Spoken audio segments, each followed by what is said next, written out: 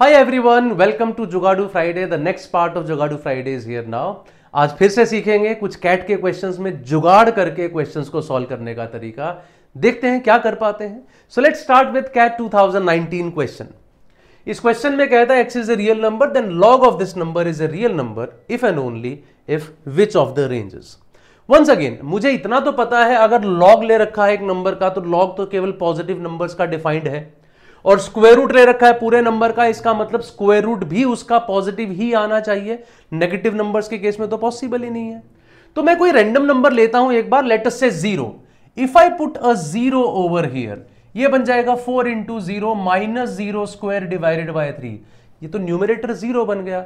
Log 0 अगर आ गया वो तो डिफाइंड ही नहीं है। सो 0 is not a part of my answer. मेरे इस ऑप्शन में 0 आ रहा था -3 से 3 के बीच, मेरे इस ऑप्शन में 0 आ रहा था -1 से 3 के बीच, ये अलाउड नहीं है। बचे दोनों ऑप्शंस। अब ये कहता है 1 से 2 तक की वैल्यूज हो सकती हैं, ये कहता है 1 से 3 तक की हो सकती हैं। तो 3 एक ऐसा नंबर है जिसको ये कहता है आना चाहिए, वो कहता है नहीं आना चाहिए। तो लेट्स चेक 3 अगर आ सकता होगा तो ये आंसर है, नहीं आएगा तो वो आंसर है। Let's put 3। अगर 3 पुट करता हूं तो मेरे पास बनता है 4 into 3 minus 3 square divided by 3 which is equal to 1। So ultimately it would become log 1 to the base e और उसका स्क्वायर रूट। और आपको पता है log 1 तो 0 होता है, इसका मतलब 0 का स्क्वायर रूट 0। तो 3 पे एक रियल वैल्यू मेरी आ रही है। So this also is not my answer. The answer is 1 2 3 because 3 is satisfying this. That's a simple way of solving this question, जिसमें मैं उसको सॉल्व ना करके ऑप्शंस के थ्रू उसको एलिमिनेट करने की कोशिश कर रहा हूं। That's a question from CAT 2019। I'll move ahead now to the next question, which is again from CAT 2019. Check करते हैं। Two ants A and B start from a point P on a circle at the same time with A moving clockwise and B moving anti-clockwise. A clockwise move कर रही है, B anti-clockwise move कर रही है। They meet for the first time at 10 AM. पहली बार ये 10 बजे मिल गए। Where A has covered 60% of the track. A ने 60% ट्रैक कवर किया है। एक पिक्चर बनाते चलिए दिमाग में।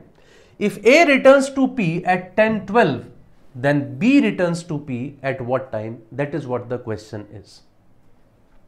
तो ये मेरे पास एक सर्कुलर ट्रैक हो गया, ठीक है। यहां से दोनों एंड्स ने भागना शुरू किया। A is running clockwise and B is running anti-clockwise. That is what the question is saying. अब वो कहता है वो पहली बार कहां मिले? 10 बजे मिले। कहां पर? जब A ने 60% ऑफ द ट्रैक कवर कर दिया था। A ने 60% ऑफ द ट्रैक कवर कर दिया था। मान लीजिए यहां कहीं वो मिले, ठीक है। तो 60% ऑफ द ट्रैक A ने कवर कर दिया था, इसका मतलब 40% ऑफ द ट्रैक B ने कवर किया था। मैं एक काम करता हूं, ट्रैक की लेंथ के लिए कुछ नंबर्स ले लेता हूं। लेट अस से ये 60% है 6, तो ये 40% है 4।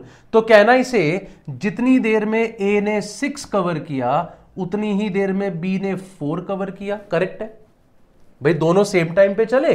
A ने 6 कवर किया, B ने 4 कवर किया, यहां आके मिल गए तो उन्होंने 6 और 4 कवर किया हुआ है।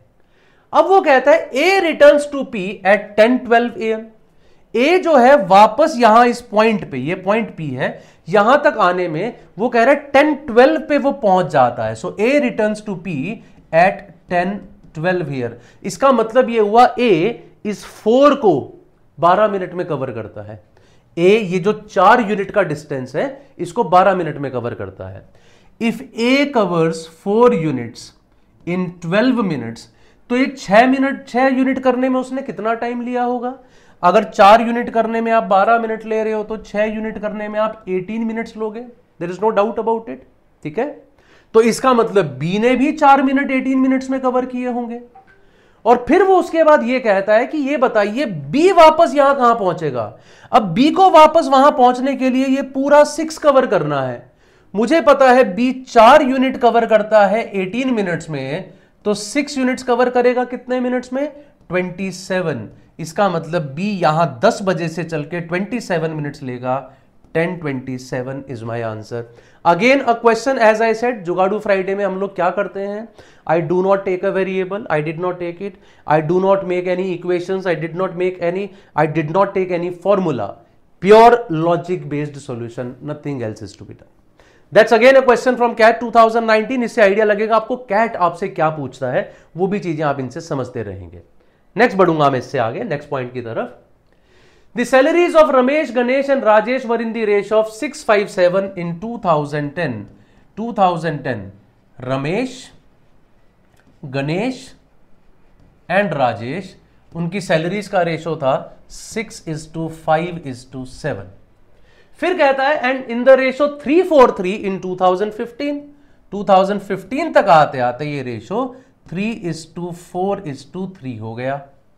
If Ramesh salary increase by 25% during 2010 to 15, वो कह रहा है रमेश की सैलरी जो है इस दौरान में कितनी बड़ी है, रमेश की salary it has increased by 25%। Ramesh की सैलरी बढ़ गई है 25%। Then the percentage increase in Rajesh salary, तो राजेश की सैलरी में कितना इंक्रीज हुआ ये बताइए। वो कह रहा है इस नंबर से ये नंबर 25% ज्यादा होना चाहिए। रेशोज की सबसे अच्छी बात है आप जब चाहो जिस नंबर से चाहो उनको मल्टीप्लाई कर सकते हो। 25% होता है 1/4, आप सबको पता है। किसी नंबर का 1/4 निकालना आसान होगा अगर वो 4 का मल्टीपल हो। मैं एक काम करता हूं ऊपर वाले रेशो का डबल कर देता हूं। ये 6 बन जाएगा 12, ये 5 बन जाएगा 10, ये 7 बन जाएगा 14। तो मैंने मान लिया इन तीनों की सैलरीज पहले 12, 10 और 14 थी। अब इसमें इंक्रीज आ गया 25% का। कोई चीज 25% बढ़ेगी तो 15 हो जाएगी। 12 का 25% 3 बढ़ के 15। अब अगर 3 15 है तो ये 3 भी 15 होगा।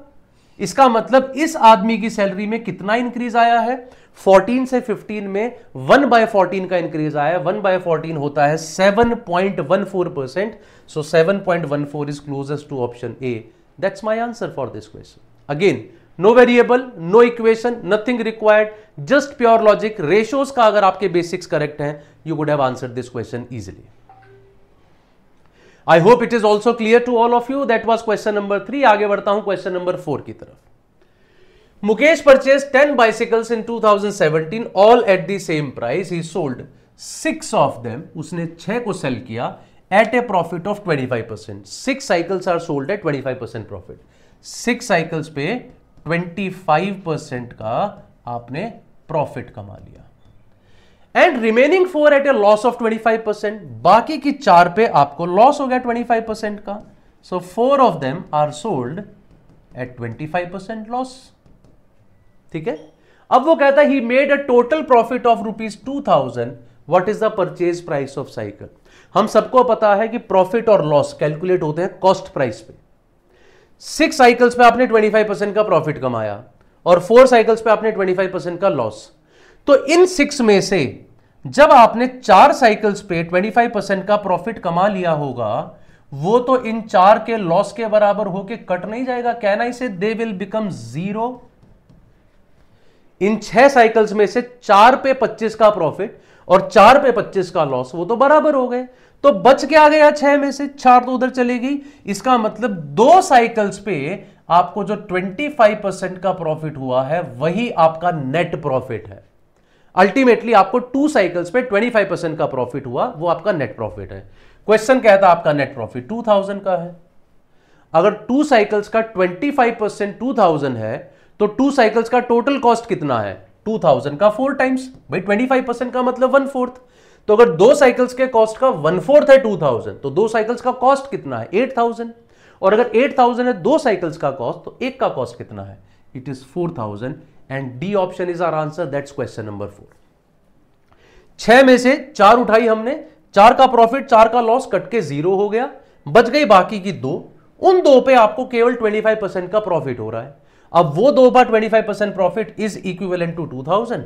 बस इसको सॉल्व किया हम लोगों ने तो हमारा आंसर आ गया। That's another way of doing this jugaad question. ठीक है। And this brings us to another question from CAT 2018 this time. Let's see how do we do this. A 20% ethanol solution is mixed with another ethanol solution, say S, of unknown concentration in the proportion 1:3. This mixture is then mixed with an equal volume of 20% ethanol solution.